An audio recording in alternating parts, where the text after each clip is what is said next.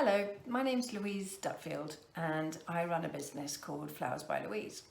I used to have a flower shop for about 20 years, and for the last 3 years I've been freelance. So I specialise in weddings. I do lots of workshops where I teach other people how to make lots of fun flowery stuff, and I deliver gift bouquets to all the local clients of the area that I'm based in, which is Ealing.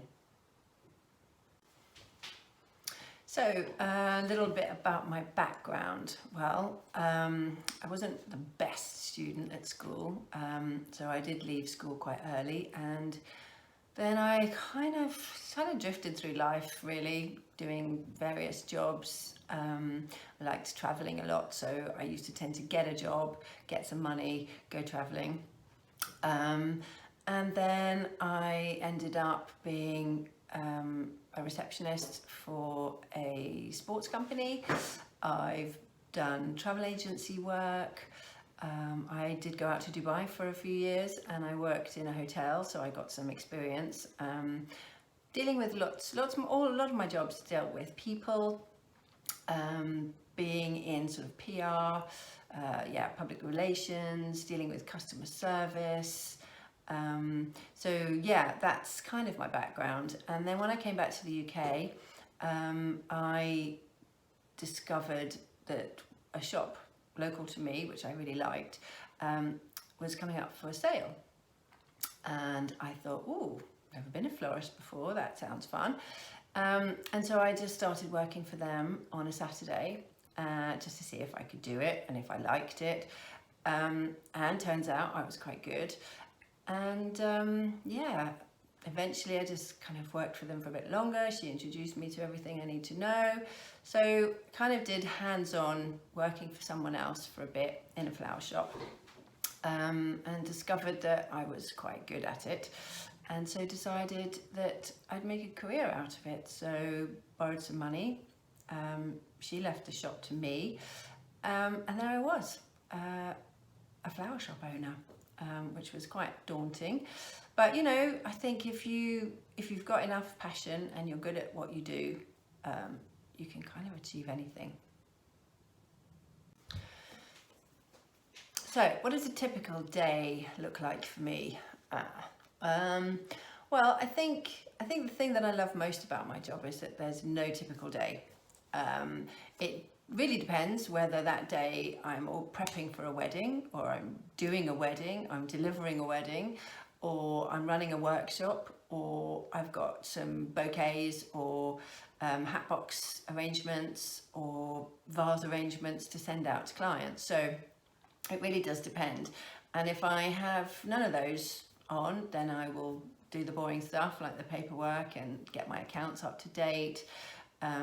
My job, because I'm freelance, I have to be kind of on top of every aspect of it. So I could be ordering flowers, I could be making up arrangements, I could be speaking to clients, I could be checking out new venues, I could be advertising myself, I could be spending hours and hours and hours on Instagram and Facebook promoting myself or showing people my work. I could be interviewing other freelance florists that I might want to come and help me run weddings, or I could be booking vans for my next lot of deliveries to a wedding, or I could be updating my website, or just generally thinking. I call it creative loafing, and generally a lot of the time during the day I'm just sitting thinking of ways that I can improve my business, or ways that I could put different flowers together, or I could be just walking around the shops looking for ideas, looking for inspiration. And so most parts of my job are creative, whether it's thinking, doing, some are the boring, doing my accounts and things like that. But generally there's no such thing as a typical day, which is, why I really love my job. So the worst part of my job.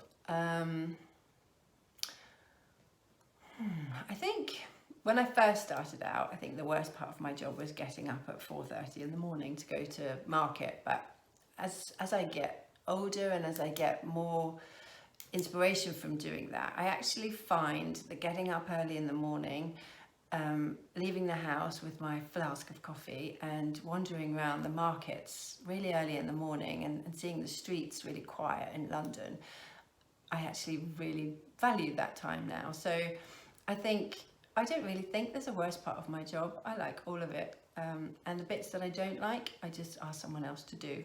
Like my accounts, I'll get an accountant and get them to worry about that. So the best part of my job, I think probably the best part of my job is seeing the look on people's faces when I deliver my flowers to them, whether that be, you know, them opening the door because it's their birthday or their anniversary, or they've just had a new baby, or the morning of their wedding when I deliver their wedding bouquet to them and they're sitting in their hotel room with all their people around them, you know, being all excited, and the look on their face when they see the bouquet that I've made for them. And, you know, the thank you letters that you get after someone's wedding, telling you how much of an impact you made on their special day. And, you know, just knowing that you're making someone's life a little bit better with the job that you do. That's the best part of my job. So, what key skills do you need to enter the world of floristry? Well, I think the initial skills that I think you would need would be a passion for flowers. That's a really good start. And a passion for people. Enjoying conversing with people, enjoying dealing with people, because you do that a lot. And a creativity, an eye for colour, an eye for shapes, an eye for textures, and an enjoyment of all of those things. And, you know, a love of weddings, a love of events, and I would say that those are the most important, essential skills you need. From then, you can learn everything else. Once you've got those key elements already set, then all the little details of floristry you can learn along the way. So my advice to you to start with would be to go online. It's the simplest place to look. Go on Instagram, follow as many florists as you can, converse with them, send them a question, ask for advice, pop into your local florist, ask advice, talk to them. All the florists that I've ever come across are more than happy to share their knowledge and experience and give you ideas and hints and tips about the best way to start. And, you know, online, Facebook, Instagram, TikTok, any of these kind of places where everybody seems to head these days, and YouTube. There's lots of how-to videos on YouTube. You can just get a feel for what's out there and start building up your own portfolio. Take lots of pictures, learn how to use your iPhone really well and take really nice pictures of your work. And you can post them online, you can send them to people, pop into your local florist and ask them what they think. Yeah, the best way is just to get out there and do something and just see where it leads.